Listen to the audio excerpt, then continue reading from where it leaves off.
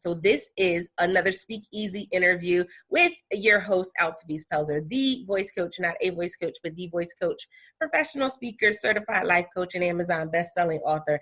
I come to you with the Speakeasy podcast when we talk about the behind the scenes of what it is to be a speaker or an author. Guys, and we know that as a speaker and author, you're also the entrepreneur. And guess what?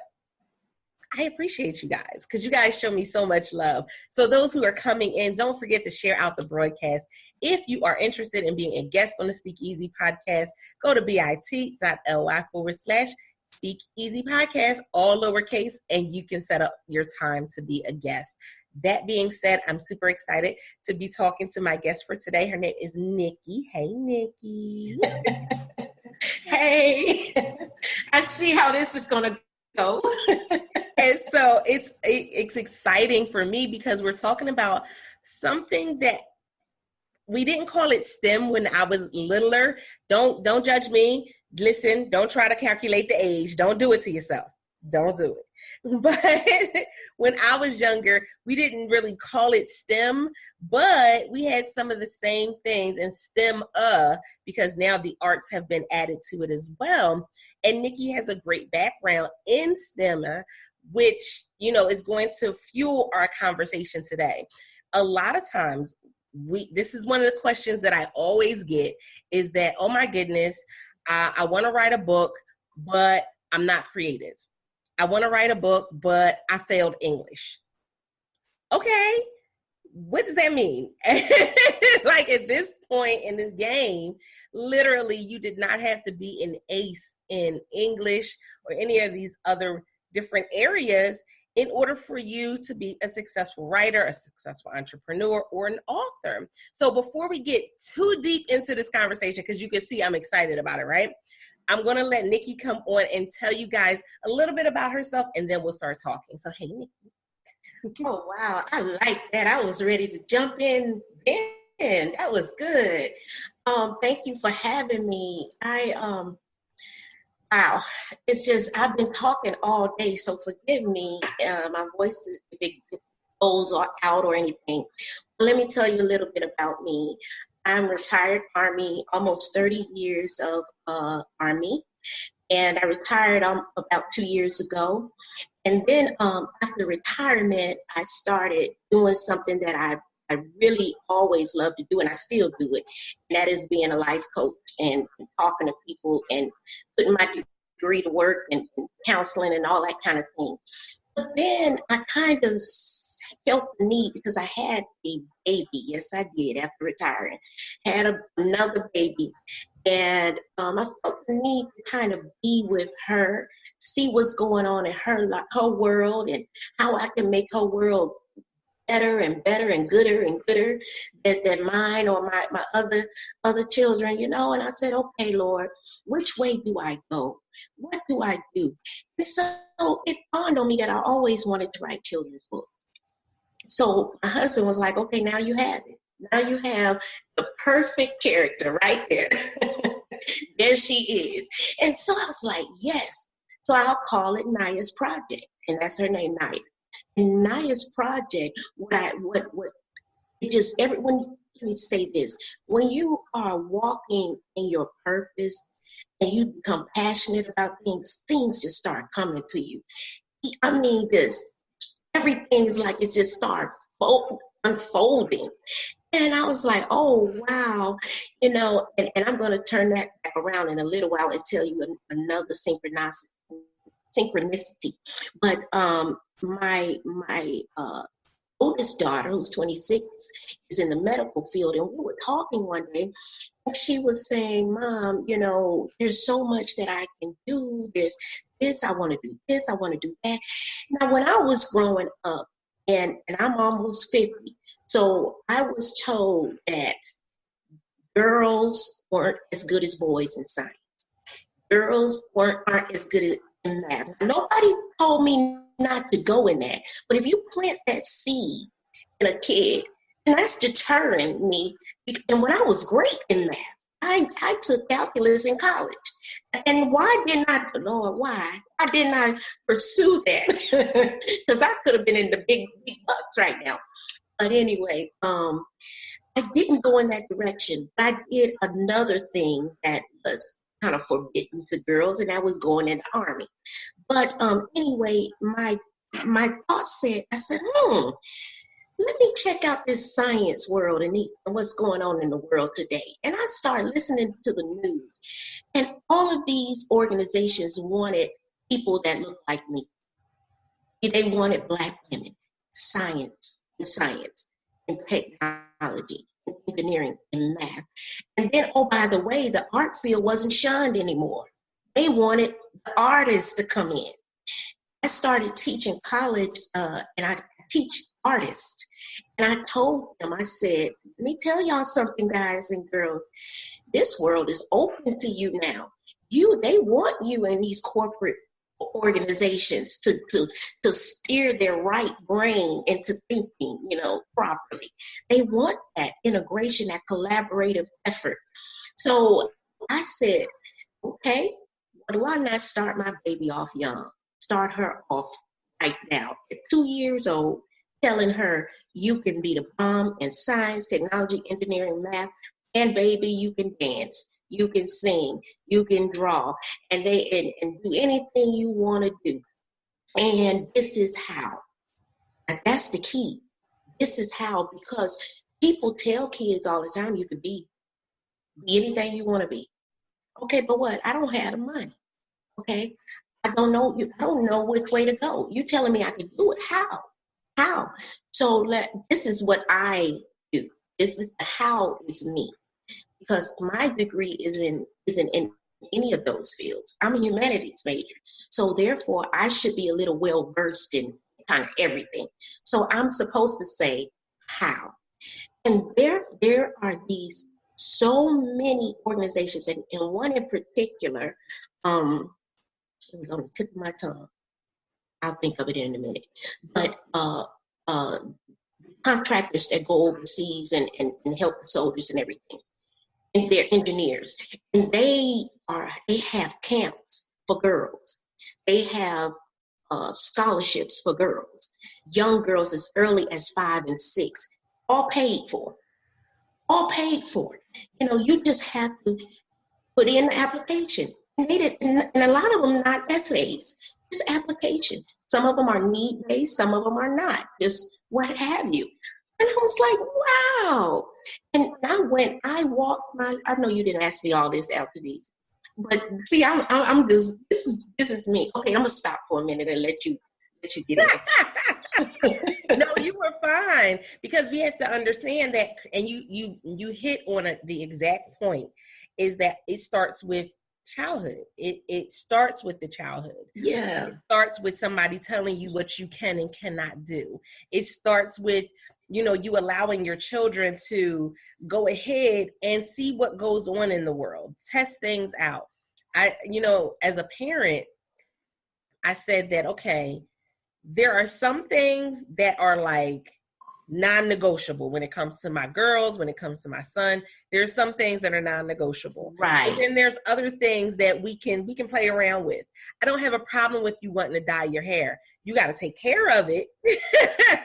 But I don't mind you wanting to dye your hair a different color. I don't mind you wanting to express yourself through your clothing. I don't mind you wanting to, play chess or do a musical or do improv. Like, I don't mind you doing whatever it is that you want to do, but there's some limitations to it.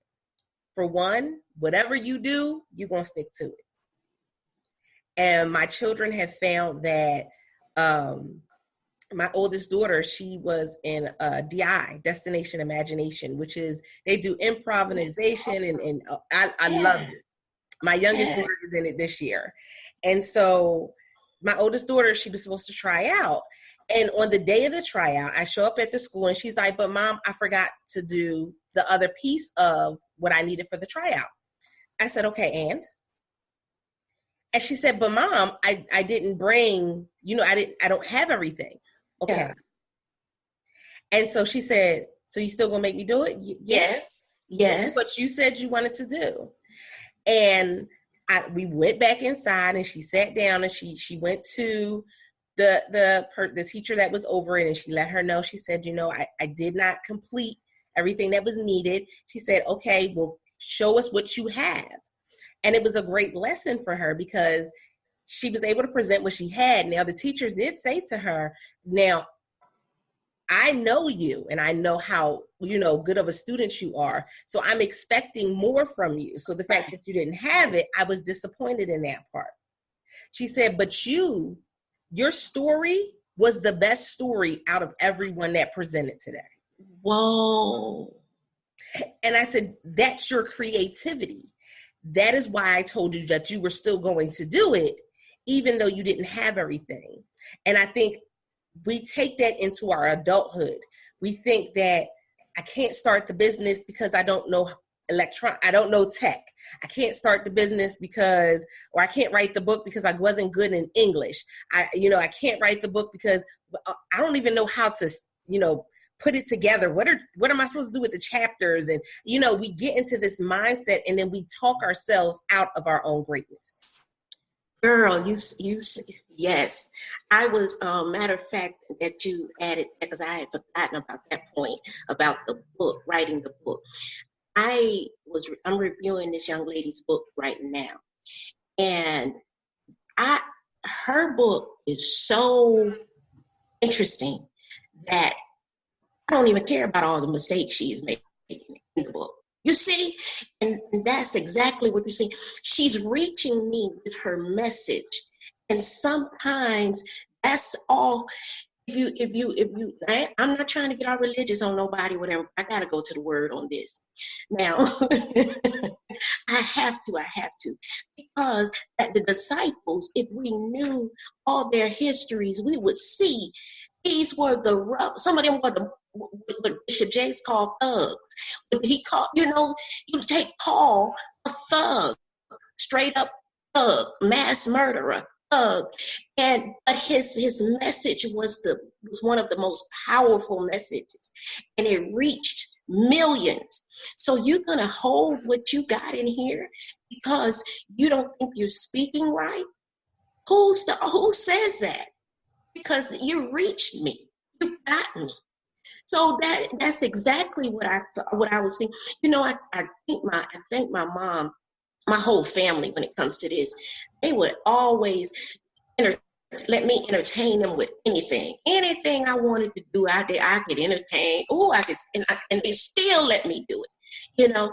And so I never ever thought, to think, Nikki, you don't know anything about science, really. You don't know anything about technology, really. I just said, shoot, I'm going to do it.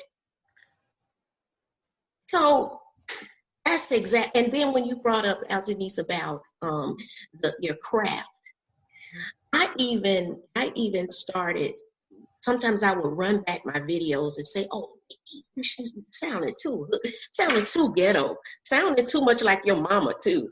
And so it's like, and I said, you know what? That's me. It's me. It's my craft. That's me. So I applaud you for what you just brought out. And then guess what? Because not only did they win, but then they went to the state level. And she never would have had that experience if she wouldn't have went in. Oh, say it. I'm telling you. I bet she's like, Mommy, thank you.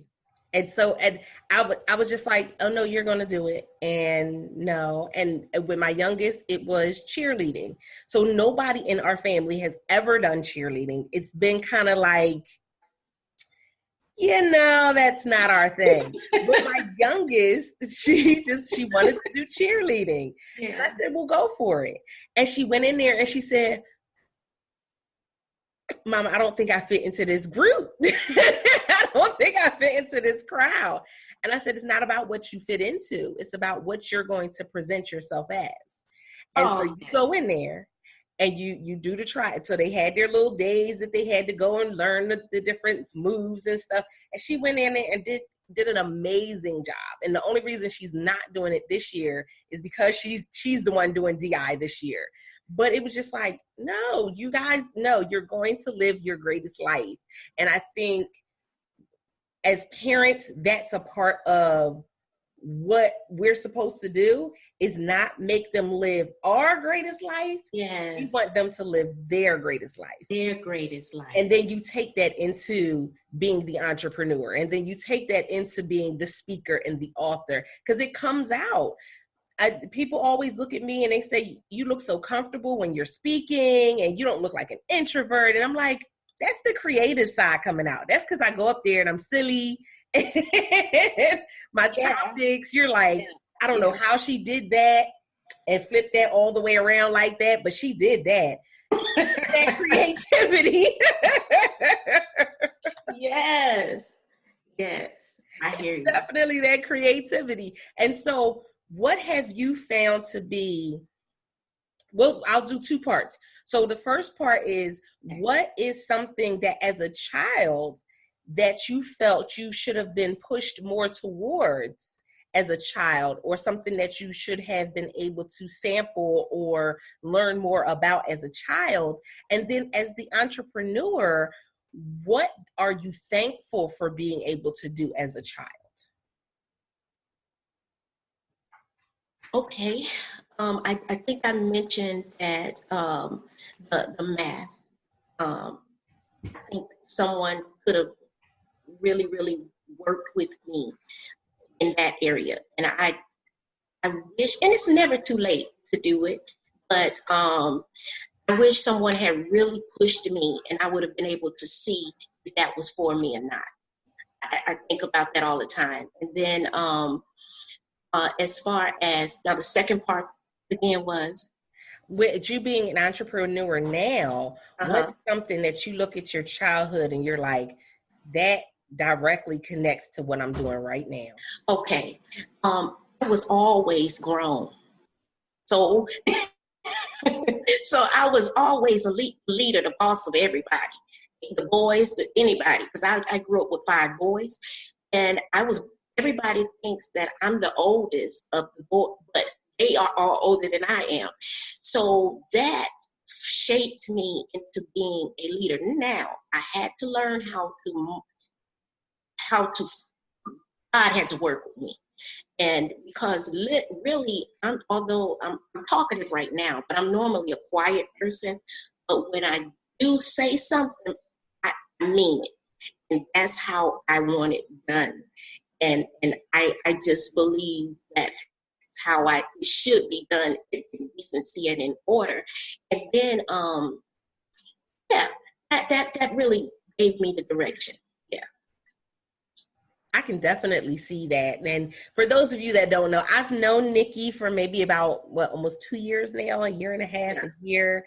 And so you definitely see that in her personality, wanting to have things a certain way. And that leadership, you see that in everything that she does. So that's definitely been, I've seen it. If ain't nobody else see it, I've seen it. And so guys, today's conversation is centered around that creativity. And a lot of times as, individuals, we feel as though we can't do something because we're not creative enough. We feel as though we can't write the book because, I don't know how to, tell my story. I don't know. I can't be the speaker because I don't know how I'm going to present myself. I mean, this is the thing. We have to understand that you are the individual. Yes. And so what has been that one thing that has stood out for you when it comes to being the individual? Now, for me, I know that when it comes to my speaking topics, my topics are like way off the cuff. Like people are like, did she just say that? Yes, I've said it. I've compared your entrepreneurship to mashed potatoes. I've done all types of stuff. But that's just me, because that's how I do it.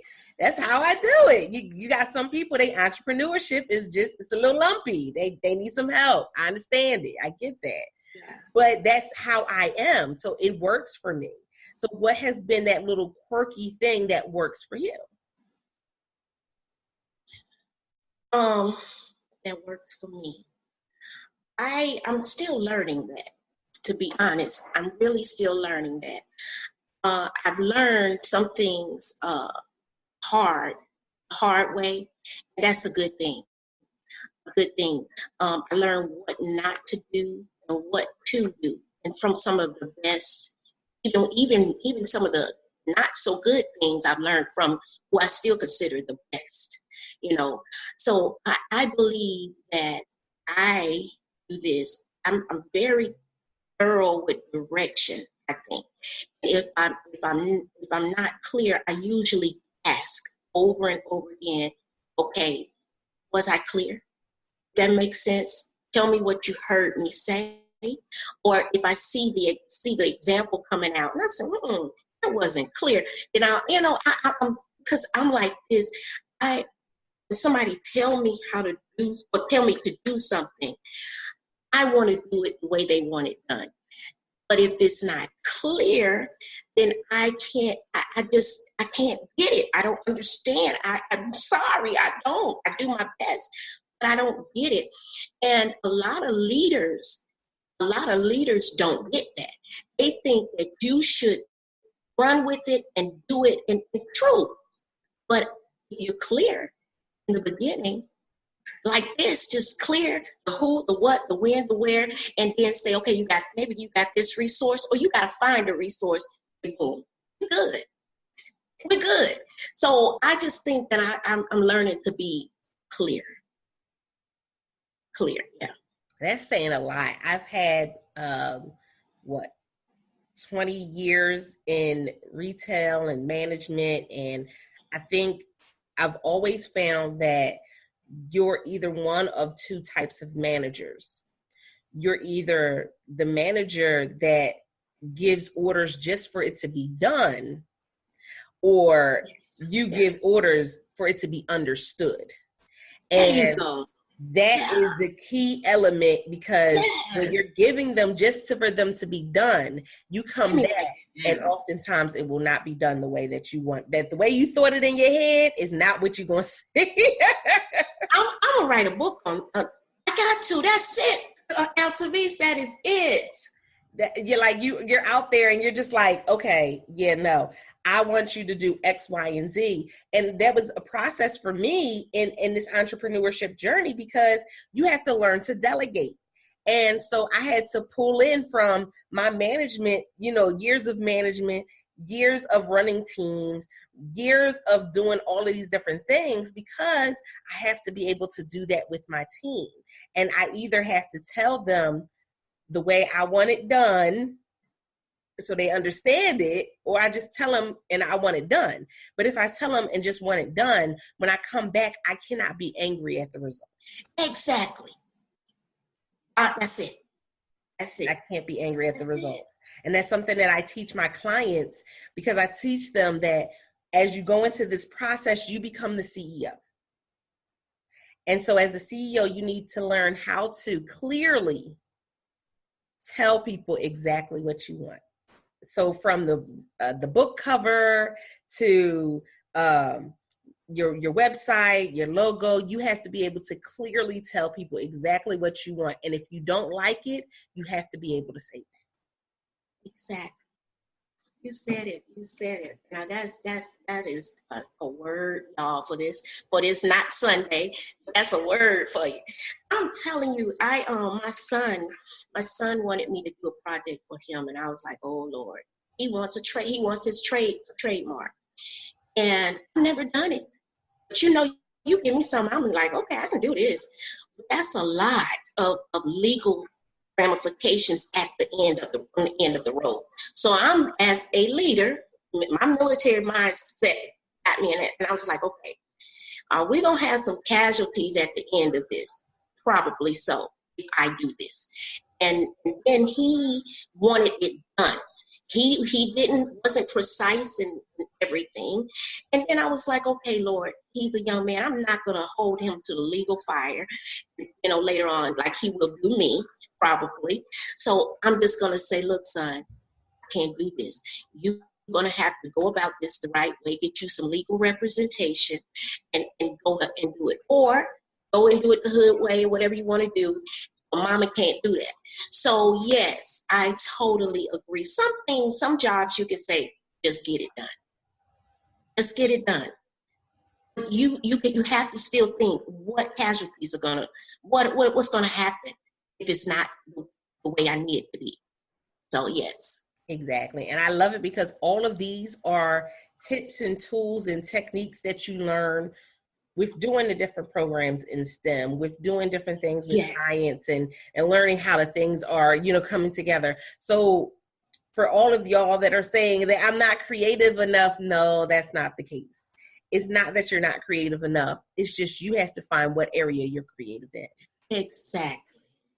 Exactly. And stop comparing yourself to somebody else. Come on now. Don't do that. And then in this world today with technology, you find yourself scrolling and looking at this person and that person and your mentor and how she did it or he did it and how they're doing it. I had a mentor that told me, she said, eat the fish and spit out the bone. But you have to be mature enough to do that and know this is for me. I'm going to take this right here and I'm going to implement it, or I may not, and deal with it as it go on, as it unfolds.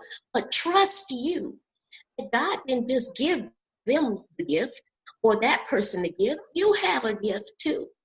And some things that you, like all these automated technology, all this automation stuff is not my thing. It's just not my thing. I passed it on. And that's one thing I say, get it done. Just get it done and have me flowing right like it needs to be, whatever. So yes, but whatever you got in here, y'all, you can do it. Please, somebody wants it. Somebody wants to hear it. Yeah. And that is so true. And so I'm looking at the comments and the stuff that's coming up in the comments. And Medora just said she's about to send you a friend's request. Yeah. So how you doing? When you think about all of that, you have to be willing to step outside of your comfort zone. Yeah. You have to be willing to say yes to some opportunities. But then we got to be willing to say, okay, that's not my lane. That's my newest thing has been, especially when I'm emceeing an event, is that's not my lane. I'd stay in my lane. You stay in your lane and I'm gonna stay in mine. Yeah. And so as an MC, I have told my clients that whatever is going on in the room, that's my lane because I'm the MC. That's what you have me here for. This is my lane. Anything outside of that, it's not my lane. So if you ask me something about the people signing in and registering, I don't know what you're talking about. It's not my lane. Go find whoever is over that. That's not me. Yeah. But as an MC, that's my lane. And the same thing goes for when I'm speaking. As a speaker, I'm going to stay in my lane. And I'm not going to go off on nobody else's, lane because I don't want to cause any collisions. I need to know what that lane is. And I think that a big piece of that is connecting with a coach. A big piece of that is connecting with somebody who's going to pull that out of you, because what ends up happening is we are our own worst critics and we won't do it sometimes if somebody's not there to give that push off the cliff. I totally agree. I have a couple of coaches, but I'm getting ready to really, really get a coach that is, I call all mine. I got to, because I'm stepping now into a different, God is prospering me, has prospered me through Naya's project. And for guys that just joined the show, I'm just letting you know Naya's project, because me and Altabisa, we're having fun with some other things, but it's science, technology, engineering, and math to include art. So you can call it STEM, STEAM, STEM A. I am an advocate. I'm an advocate of that and getting our young kids, especially young girls of color, prepared for where our world is going. Because in the next 8 to 10 years, we are not going to recognize some things. And lo and behold, that pencil or pen may be put down. I won't say all of a sudden, they won't use pens or pencils, but you notice some kids don't do cursive anymore in school because you're doing digital signatures and that fingerprint. We don't want it coming, but it's coming. So a lot of things are going to change, and we have to get girls that look like me ready to run out that gate with all the pack of horses that's going to be running. And she may be the only one that look like her in the bunch. Build her confidence now.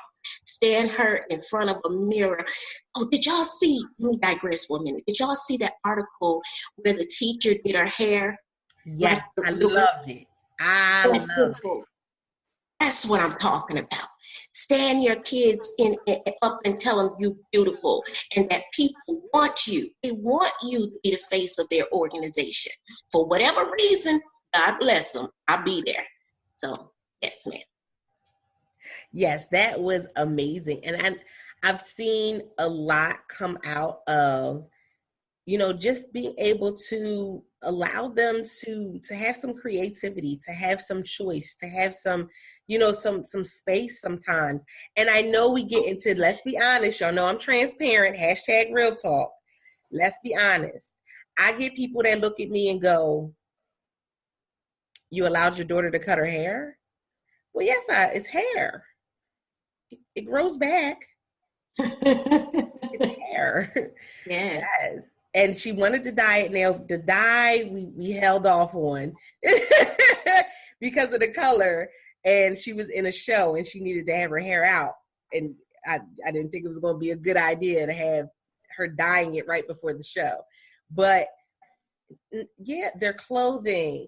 I remember they went through a phase where, and I think every child at this point goes through this phase where they want to do the long socks and suspenders. Oh my God, yes. Yes. I get it. So I have pictures of them in long socks and suspenders. I have pictures of them with the plaid shirts when they went through that whole phase. And it's like, no, I give you that space. And so I had somebody ask me, they said, because right now my girls listen to K-pop, which is Korean, pop music. Right. And somebody was like, they listen to what? I said, they listen to K-pop. There's a couple different groups. I said, but that's what they listen to. And they were like,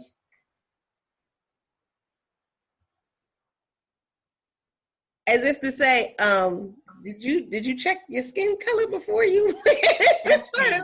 That's sad. And I was immediately like, no. I love that they're listening to K-pop. I'm going to tell you why. And first of all, they're BTS fans, if you're trying to figure out who. But they're BTS fans. They're learning Korean because they go and they research what they're saying. They're learning Korean. Hangul. Look, right? Hangul. Okay. Yeah. They're going and they're immersing themselves in another culture. Yes. And learning the things. My sister was one who said, oh my goodness, guess what? In Korea, at a certain age, the young men have to, no matter what they're doing, they have to go into service. They have to serve. Mm-hmm. And I said, wow, really? Yes. I said, so what happens if they're in a group? They still have to go and they have to do their service, their years. And I said, wow, but they're immersing themselves in another culture. Yes. That brings about so many other things later on down the line. So am I, is it interesting? I tell people the joke in my house is that if we never came outside, people would not know what nationality we were. Because at any time you can hear Latin music, you can hear K-pop, there's reggaeton, reggae, gospel, rap. Yes. You would not know what nationality is coming out of this house because of the different, genres of music we listen to. But I love that it allows them to take themselves to another place and say, okay, I'm learning about this culture. I like what they're doing. I like where they're coming from. Let me, be able to ask questions and research. And I love that. Our world or our country is not a black and white anymore. It's not. And every let me turn that back to STEM. You see how the integration that has become, which is not new. There's nothing new under the sun, but we're integrating all of that. colors are mixed, people are mixed. Mm-hmm. We are inquisitive about each other. We want to be around each other. Of course, you have the powers that want to keep everything separate. But these children, the children, again, are showing us that this is what we want. We want this integration. We want to learn. Yes. So I applaud that. And that's it, guys. You a part of that creativity is wanting to go outside of your comfort zone. Yes. And our children do that a whole lot better than we do as adults. Because, yes, you know, we hold tight to that security blanket when we become adults. Yes. Yeah. I thank God for the military life that I've had, because had I not gone, I grew up in Selma, Alabama. I'm from Hartford, Connecticut, but that's a big hop from Hartford to Selma. So had I not gone to the military, my mind, my vision would have been just like this. And I thank God that my security blanket was ripped from me at 17 years old. I had to learn different cultures, because you have to understand the person that's going to save your life. The person who you're going to save their life, you have to come in, have a relationship, you know? So, yeah. And that can mean all the difference. It definitely can. As we learn about each other, it changes things. Yes, ma'am. It does. Ma'am. And so in this journey, with, you know, STEMA and, oh my goodness, my children have done programs with STEM at Aberdeen Proving Ground. Yeah. And, yes. Yeah. So they loved it. But it also fostered other, you know, creative juices, and they're all in the arts and painting and musicals and all types of things. So I definitely appreciate, you know, what the experience that they've had. But my issue came in was because where we came from, it wasn't the same. They wouldn't have gotten the same experience. Where are you from? I originally was in Philadelphia. Really? And so with being in Philadelphia, listen, it's and I was just telling someone about this. I said that the difference is your children going to school and going through metal detectors, as opposed to your children going to school and seeing smart boards. Your children going to school and having to deal with outdated books, as opposed to your children going to school and them taking trips and learning things outside the classroom. And so I appreciate, you know, the education that they've been able to receive and the experience, because that has fostered a lot of this creativity that they've been able to have. You see a lot of children in inner city schools that are angry, frustrated. Well, look at what they're going into. You're going into a prison. Like, you're going in. They've taken music out of schools. They've taken art out of some of the schools. Things like dance and stuff they've taken out of schools. So you look at all of these things, and then you say, well, we can't understand why they're getting into so much trouble. We can't understand why they're causing so much ruckus. Well, where are their outlets? You just had me so in a trance. Gosh, you just second, you confirm what I've been preaching on my radio show. I don't care how the powers again that we want us to believe that education is equal, is not. You just said it. Philly versus where you are now, and the inner city versus where you are now, where I am now versus where I went to, Selma High School, and all of that. The educational structure is not the same. And for whatever reasons, there are reasons, of course. We just said, you know, the medical detectors, they're trying to secure the schools a lot of times. However, when you take away art, when you take away any form of art, any form of an outlet, you're going to have angry, violent people. That is a prison setup.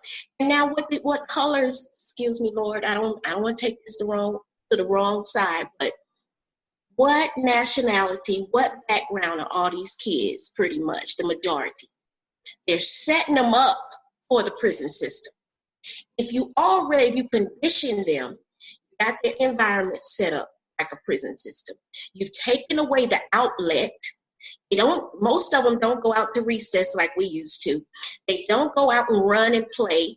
Prisoners don't do that, really. They get 30 minutes to it, maybe out of a 24-hour day, if that, to see the sun. You're setting up my people to go straight to prison. And not on my watch. Because if you have had a successful life, and I'm talking to my Black sisters out there, Black brothers, if you've had a successful life or semi-successful life, or even a life that you say you wish could have been differently, I challenge you to let's challenge the education system, because they're setting our people to be shackled up. Because all they got to do is get in here. And that's what they're doing. Okay, out to these. Okay. It saddens me. That is so true. There's so many things that I look at and I'm appreciative of. And, as I was looking at, my hometown and looking here, and I'm like, that's what 1.5 million people as opposed to like 15,000. So yeah, I'm in a small town. Like there's no nightclubs here. There's one bookstore in the whole city. There's one bookstore in the whole city. There's one library. There's everybody pretty much gets to know everybody at some point if you're here long enough. And it's definitely a different atmosphere. It's a different mindset. I mean, we've gone back to Philadelphia, and just to go back for, somebody was sick or we had to go do something, and it's a different atmosphere. It just is. And you try for it to not be that different of an atmosphere, but that's usually the outcome, is that when you go back, it's never the same. You'd see it completely different. Even in just how people engage and interact with people. And where I am now, you'll have a lot of people that they speak, and, they do. There's a lot of them that still, give eye contact. I mean, there's still stuff that we go through that's negative here, just as, with anywhere else. But it's definitely a different atmosphere. And so I have to ask this question as well. I know that I always ask people that along this journey, what has been a blunder for you? And, it could be a blunder in writing the book. It could be a blunder in, being the speaker, or putting it all together. What have you gone through in this journey that has made you say, maybe I shouldn't have did that? Girl, I was just thinking that the other day. Let me look around. I don't see my husband. Ooh, out of these. Y'all, I spent so much money on my dream. I spent about $30,000 on my dream. Would I have done that differently? I say that because the money is gone now. But if it was back in my pocket, I probably would still do it the same way. But the difference now is I know which direction I want.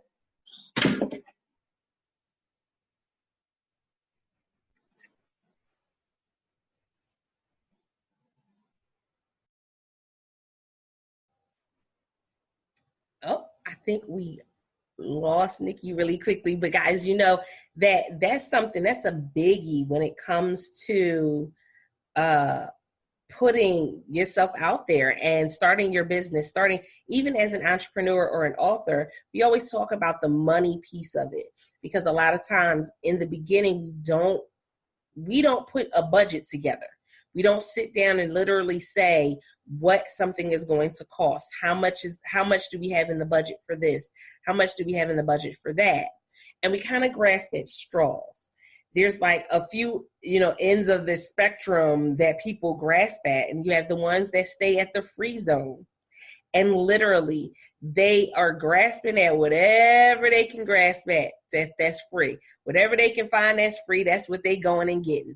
But then you have to realize that you can't make it to the level that you're trying to make it to if you're always going after everything free.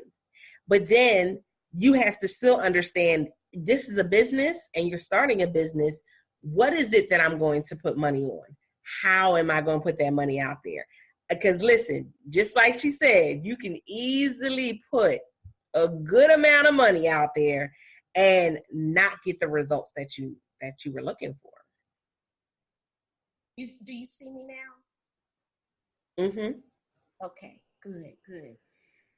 Yes, and I apologize, y'all.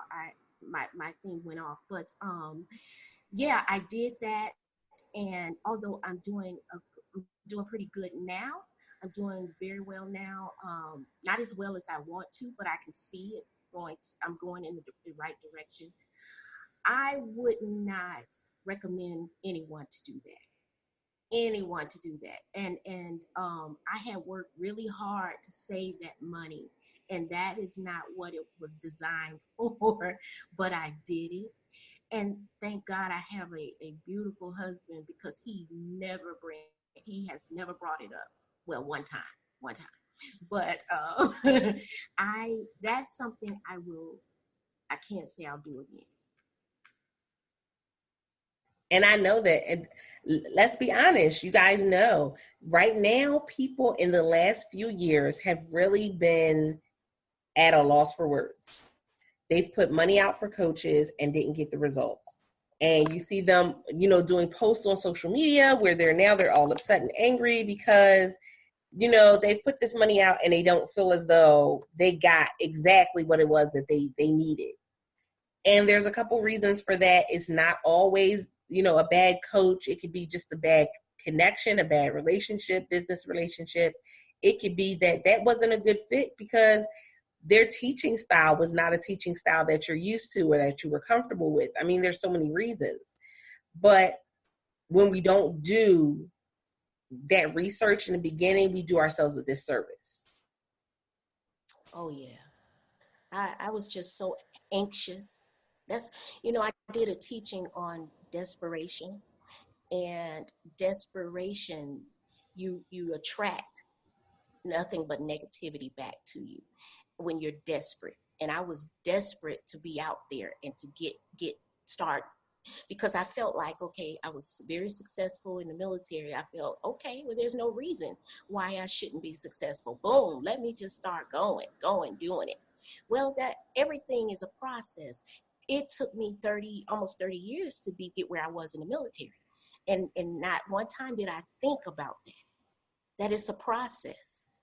It's a process, and you have to be smart about it. Yes, you have to invest in yourself. I tell you, anybody, invest in yourself. And I had to learn something else too, that you have to stop continuing to support people that don't support you. You're always the one giving. So at what time, even I feel this way, even in a coach and client relationship, at what point are you going to trust me and what you've taught me to say, oh, I will purchase your book? At least that, and purchase your book. Or I will do something. I know a coach a coach cannot do this with every client. I totally understand that, because you have hundreds of clients. But at some point, plant different seeds here and there and say, yeah, I got to support you in something because you bless me. Because coaches are making $20,000 a pop. I mean, come on, do you? So, and hey, that's wonderful. But then I'm the one giving you the $20,000, and then what? So yeah. Yeah, it's definitely a hot topic, especially right now. I know we've seen it in the last few weeks. There's been quite a few posts of people just, fed up. And I said, one of the things that really irritated me in looking at it is that other coaches jumped on and was like, well, I'm not like that. Oh, no. Here we go with that creativity. That wasn't creative at all. No. Because that's a loyalty thing, and that's a bond. Okay. Mm-mm. Yeah, immediately I saw people jumping on and they were like, well, I'm not like that. Well, I would love to get on a call with you so that way you can see I'm not like that. And I was just like, why? Like the sharks were out. The sharks were definitely out. But again, it goes back to, you have some people that are in this industry or in every industry. You have people that are there just for the dollars and cents. You have people that joined. Listen, let's be honest. There's people that joined Bitcoin because of the dollars and cents. Did they do the research? No. Did they get training? No. They joined just because they saw dollar signs.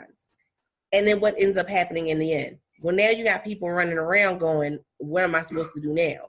When they dropped and made that big dip, now you have people running around with like chickens with their head cut off, trying to figure it out. But you did yourself a disservice by not doing the research in the beginning. Yes. A great disservice. Great, because you're missing dollars and cents now. You missing all them dollars and cents now. So guys, we greatly appreciate you guys coming and joining the conversation. Those who have come in, thank you for sharing out the broadcast. I appreciate you guys. And we always come back and connect with you in the comments. If you're catching this via YouTube, don't forget, hit that subscribe button. I appreciate it. And you can leave a comment letting us know how you felt about this particular episode, or if you had some comments or some concerns about the topics that were talked about. I definitely want to hear back from you. That being said, Nikki, I want you to let them know where they can find you at and where they can find your book as well. Okay, yes. I have, of course, my Facebook page. I'm the only Nikki Ruffin-Smith on Facebook, and I have my fan page, which is Exhale to Excel. You can find me on there, and I have another group that it's a cruise group, which I do that too. I offer discounted cruises, and also when people purchase my book, I give them different prizes and different things, contests. So that's a contest kind of group there. And it's called Cruise Cha-Ching. So you can find that. Also, my email is exhaletoexcel@gmail.com. My website is exhaletoexcel.org. And it's up, but it's under a little construction, but it's up, and you can get me on there as well. Great. And guys, also know that her information, if you're catching this on Facebook, will be in the comments. And if you're on any of the other platforms, look in the description box and you will see her information and how to get in contact with her as well. Guys, again, I thank you. As the host of Speak Easy Podcast, I am Altavice Pelzer, the voice coach, not a voice coach, professional speaker, certified life coach, and Amazon bestselling author. And if you are an author or a speaker or have a topic that relates to our audience, we would love to have you as a guest here on the podcast by going to bit.ly/Speak Easy Podcast. You can definitely join us and link up. We appreciate it. I think right now we're in March with signing up people. So you might want to get on there quick because it'll be slowly sliding into April really soon. But that being said, I appreciate you guys. Thank you. And don't forget to press it out.